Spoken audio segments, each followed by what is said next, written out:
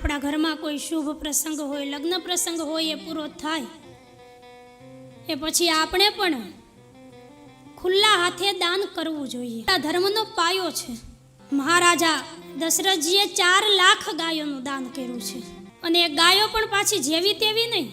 જીવનમાં દાન હંમેશા ઉત્તમ પ્રકારનું કરવું જોઈએ. ઉત્તમ દાન કોને કહેવાય? કાર્યમાં નહીં વાપરા તો એ લક્ષ્મી એની મેળાએ જવાનો કોઈને કોઈ રસ્તો તો કરી જ લેશે.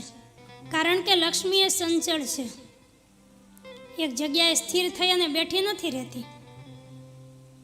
એટલે આપણી પાસે આવે ત્યારે તો એને ધર્મના કાર્યમાં ખુલ્લા હાથે વાપરી નાખવી જોઈએ. ભગવાને આપણને માનવનો અવતાર દીધો છે, તો આ 2 હાથો દ્વારા જેટલું પણ આપણાથી થાય એટલું દાન અને પુણ્ય કરી લેવું જોઈએ. કારણ કે અહીંથી આપણે જ્યારે પાછા ફરીશું તો આપણી સાથે કરેલું એ દાન અને પુણ્ય જ આવવાનું છે.